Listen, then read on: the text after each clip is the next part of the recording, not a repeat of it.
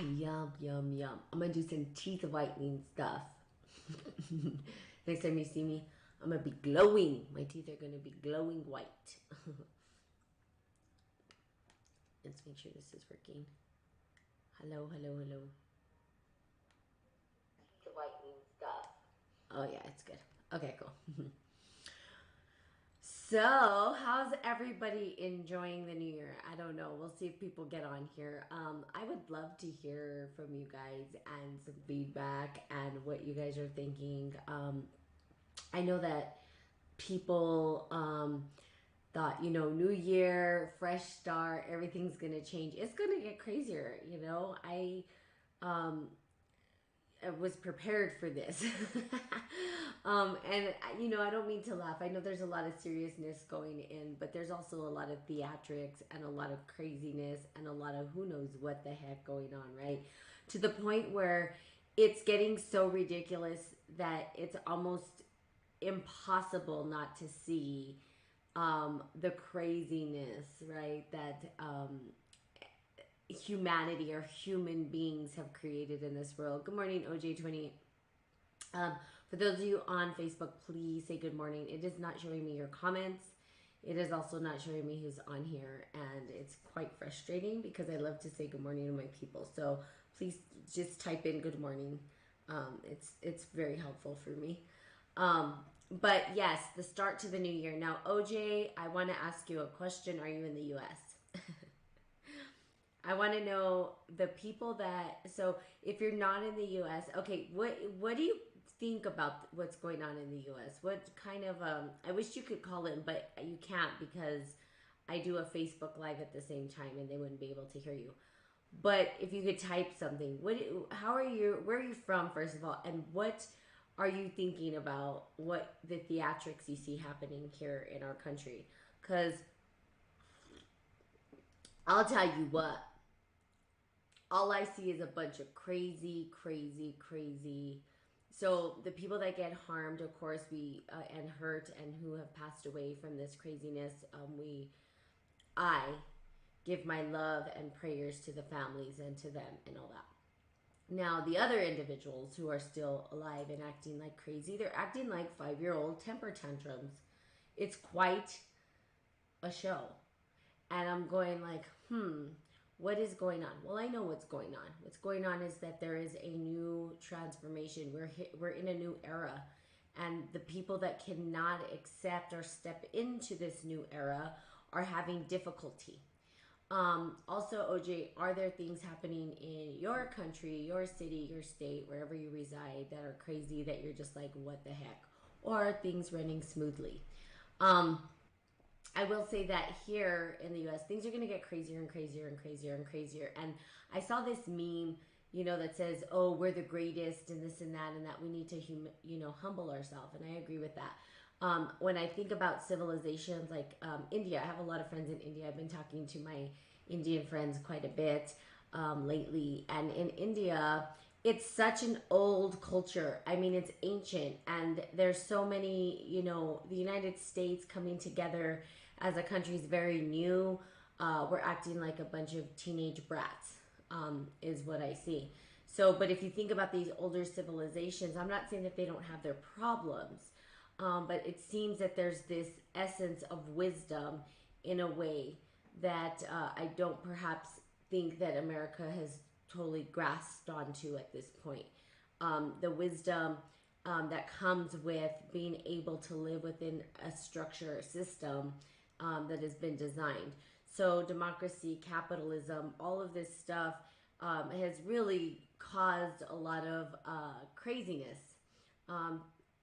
Especially for those who are sore losers. And so we've created sort of this us versus them, win versus lose, right? It's winning and losing right now. And that's what it is. They're sore losers. People don't want to lose. They don't want to, just bow out and say, look, that's life. That's life. And that's the way it is. So an interesting time that we're in. I know that everybody thought, oh, New Year, it's going to be awesome. No, this year is going to be even crazier. And here's why. We are in a 5 year. 5 year is a chaos, right? It's well, five represents chaos, and we need the chaos in order to find order.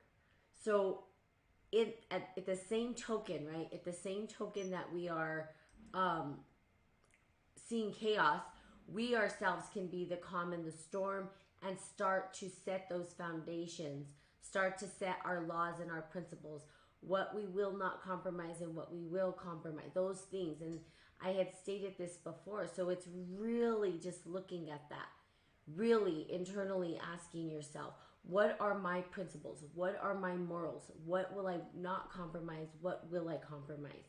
What do I want to so nope, nothing going on there. Is that what you're saying nope to? Oh, I'm sorry, you said no, that you're not in the US. That's right. I don't know if you're still on here, OJ. Definitely would love to hear your insight, even know where you're from, but I don't think you're on here anymore. But if you are, awesome, share please. If not, it's okay. No worries. So we're off to a crazy start. Now, what can we do? And that's why I was going through again the healing through dark emotions, the pain and the grief, the wisdom, the grief and the despair, fear and despair, with the Miriam Greenspan, or the Book of Miriam Greenspan. And the reason why is because the dark emotions will surface. We're still going to see people that want to separate, or see it's us versus them, when it's not. It's us versus us. We get to get clear about our internal battles, right? And once we're clear about what's happening internally, we can then transmute the energy into love, regardless of who it is. So even if you have these people, at the Capitol that are, people are crazy, they're finding reasons, of course, to not, to point the finger at somebody, to be upset with somebody.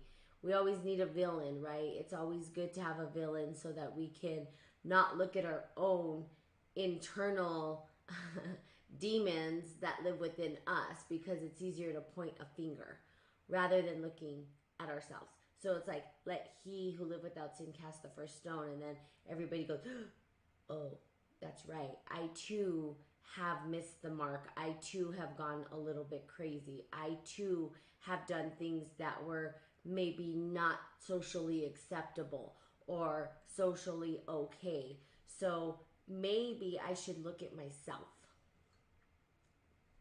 Maybe I should look at what I'm doing. What am I up to? What am I creating? What am I not creating? How am I adding to the dialogue? How am I not adding to the dialogue? So it becomes you being the driver of you, really reflecting upon how you are participating in this whole scenario. How are you participating? Now, I myself went through a whole slew of emotional states of being as well. I didn't just say, oh, this is acceptable, right? I went through a bunch of different things when this pandemic happened, and I had my own opinions and my own way of engaging it, right? And I allowed myself to go through it, and people didn't agree. And of course they didn't, because we have opposite spectrums. But now I've learned to exist in it in harmony without making anyone wrong, and still having my point of view, but not making people feel like they're wrong for having theirs, and not trying to force people into what I believe. Rather saying, hey, you have your own mind and your own thinking. Critical thinking takes you being able to find your authentic truth. What's true for you based on the observation of the world around you. What becomes your reality? What becomes your truth?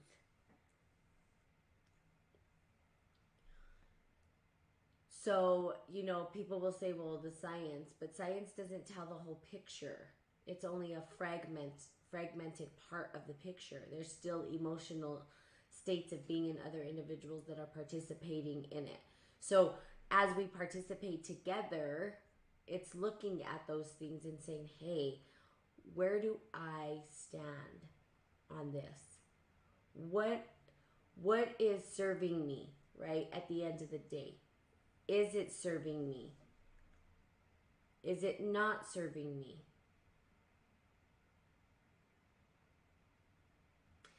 So it's really having a good look at that, right? Now, one thing that it's kind of funny, and there's these cues, because, I'll do Spirit and Coffee, and sometimes there's one viewer, two viewers, it's not like I have a trillion billion followers, right? But I start to look at it and I say, okay, well, let's see. But I kind of know, because for me, Spirit and Coffee, again, and I've said it from the beginning, it's about God. It's not about me, a popularity contest. It's not about feeding the ego. It does support me and my ego in some ways, right? It helps me to process thoughts. It helps me to communicate and get things out. There's a lot of good and benefit that comes to me from doing these live videos, and I've been doing them for a very long time, and it does help feed my soul in a healthy way. Okay, so there is that, but also I take a look at the energy that gets extracted and how the energy comes back. So if nobody's on here and I'm talking, then I know that message was particularly for me. Okay, Natalie, that's something that you need to look into for yourself. Maybe individuals aren't ready for that conversation. Maybe people don't care about that conversation. Maybe it's a conversation that you need to have privately with God, whatever it is, right? But the one thing that I noticed, and I've been noticing, is that when I talk about Moses, for some reason, there seems to be a spike in energy and consciousness. People seem to join. The divine will, the staff. And when I start to talk about the staff, right? The staff that we hold in, standing firm, like when Moses had his staff, and when he went up to Mount Sinai, and I believe it's Mount Sinai, if I'm incorrect, please, I'm not a scholar of the Bible. I do know Bible stories, but I'm not a scholar of the Bible. But I know that he went up to the mountain and he received instructions from God. And the instructions were the law of the land. And right now, that's what's being compromised, right? The law of the land has been compromised. And so because of that, it is, what are the laws? What is the law? Internally for you, right? What's happening right now is it's showing you, it's being revealed on the external, that what is law? Law is something that we create.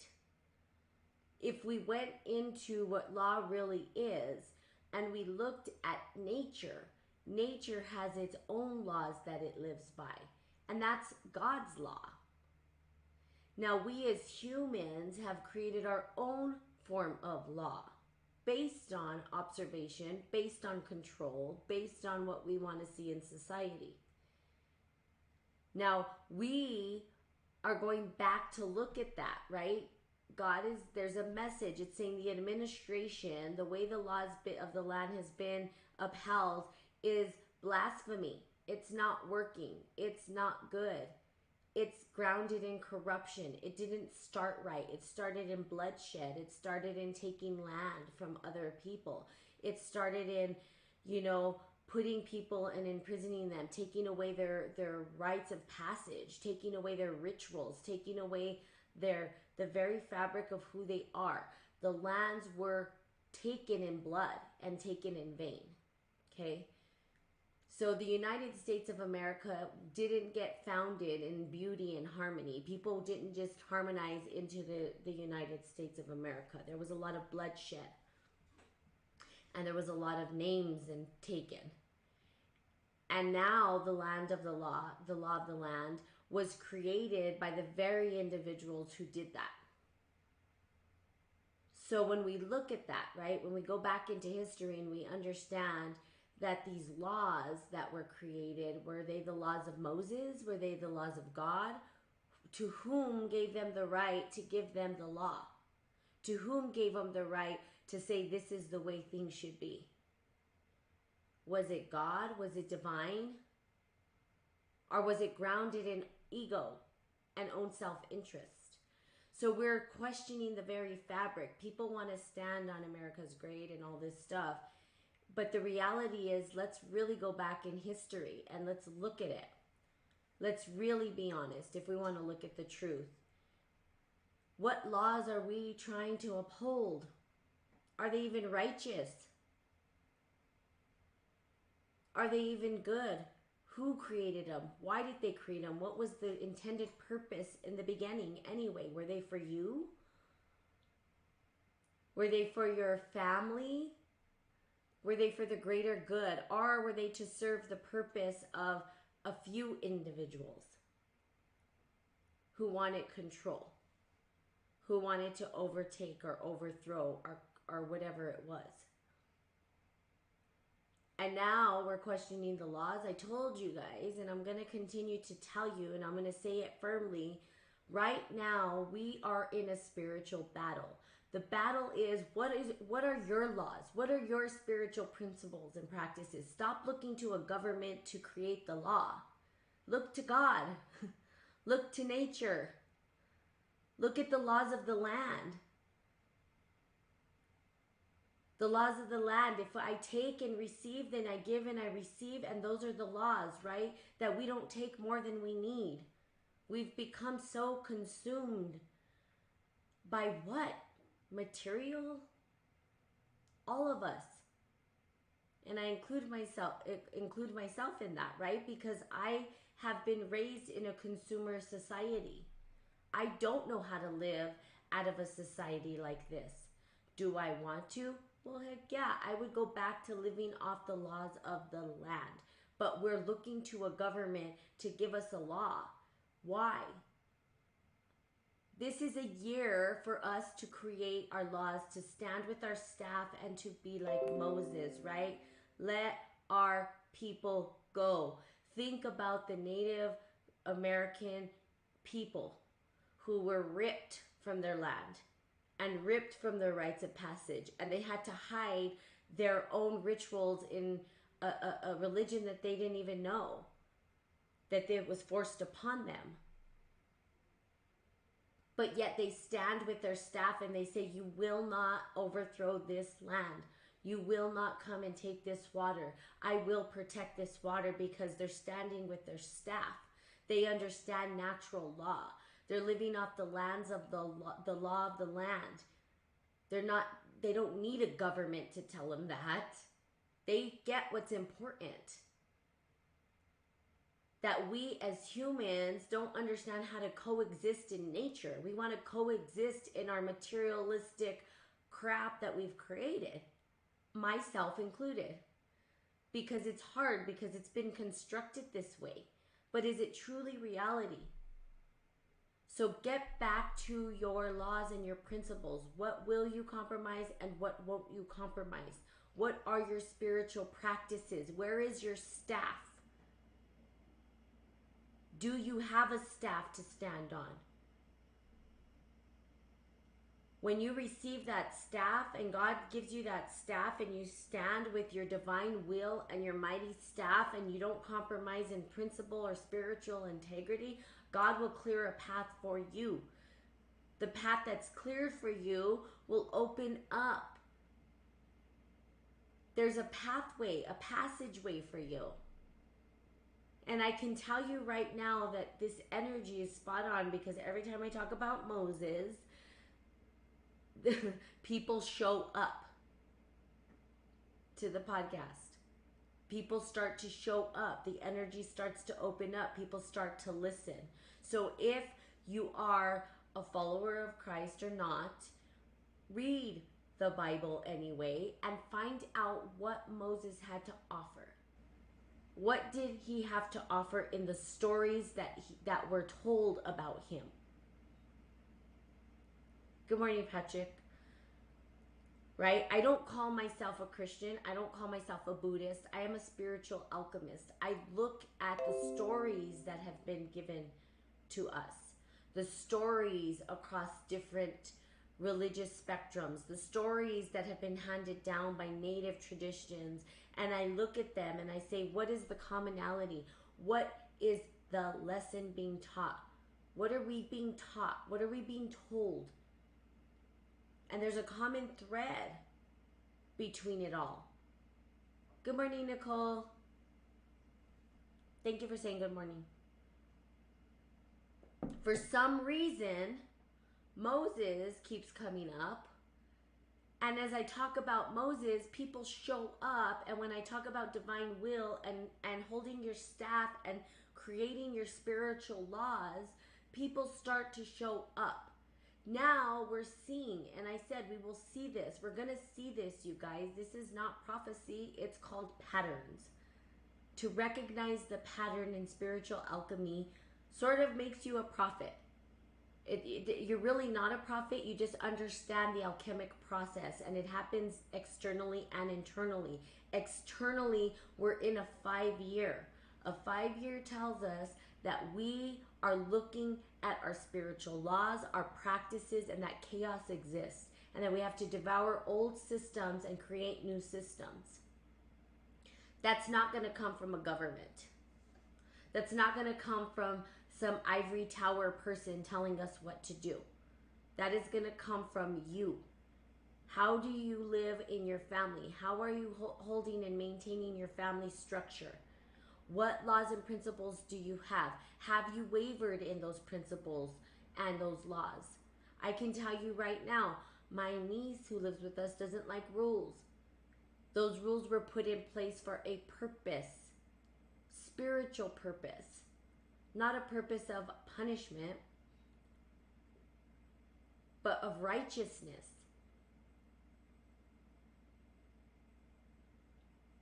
To do minimal harm. We're going to do harm no matter what we do. That's part of life. But minimal harm, right? When we eat food, we're killing. If you eat meat, you're killing an animal. That can do harm. You're putting harm on another thing so that you can survive. Or if you walk the earth and step on something by accident and kill it, that's harm.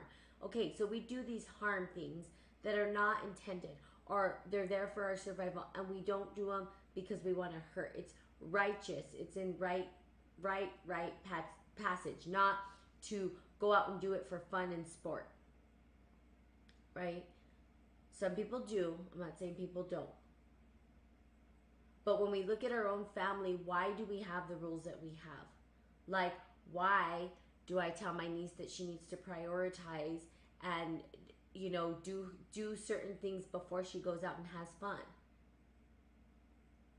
Because tending to the house is probably the most important thing you can do. Your sacred space, cleanliness, organization is critical for success in order to live in godliness. It takes away the clutter. It takes away the overwhelm. It takes away the stress. It takes away the disease, dis-ease, right? For righteousness. What are your practices and principles? What laws do you have within your own self, your own embodiment? Do you even know what those are? This is where we're at. Wake up, people. Please wake up. Because it's only going to get crazier. It's not. People wanted to go back. It's not going back. It's not going to go back. It's already been set in motion. When something's set in motion, it's like the waves of a particle. When we look at quantum physics, right, and the particle waves go out, and then when the particle waves go out, it's like, oh, if we observe this, this is what's going to happen. And then it collapses the wave function, and then that starts to happen. It's already happened. It's already in motion. We're already focused on the crazy. It's already been a wave pattern, and we've already focused on it, and now that's where we're headed. Not a bad thing. It's only going to be bad if you don't understand how to set your spiritual laws up. Bad, why? Because you're going to experience more suffering than necessary. You don't have to experience all the suffering that some of these people are. They don't want to let go of the old ways. They don't want to let go of what was. It's gone. It's not coming back. There was a lot of old administration happening under Trump's administration. There was a lot of old ways of thinking. And that old way of thinking can no longer exist because we're in a new era. But they're holding on, they're gripping onto. They don't want to let go of the power and the control. They're afraid of what would happen if that happened. What would happen? Would that mean that everything that I have is now not mine? It never was to begin with.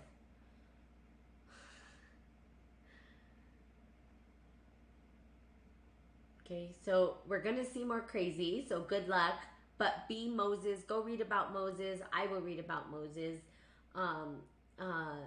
in the Bible and talk more into it, because apparently Moses is our reminder this time around. It seems like, it feels like. I've talked about Buddha quite a bit, you know, the suffering, and I think that was last year, and, you know, Jesus. But this year it's like, it's Moses. Moses was what I think the epitome of the law of the land. He was the one who held the structure of the law of the land and didn't compromise or waver in it, right? And so I'm not saying that all of his laws were perfect. That's not what I'm saying. What I'm saying is he held a law. He got instruction, right? They say from God. He came down, and when everybody was trying to hold on to, they went back, they did the golden cow, and he said, he put his staff down and said, no, we are no longer doing that. This is the law. This is God's law. So you get to be that. You get to be that pillar of, I'm grounded in who I am and what my spiritual laws are, and I will not waver. So don't ask me to compromise. See? And the truth shall set us free and be revealed.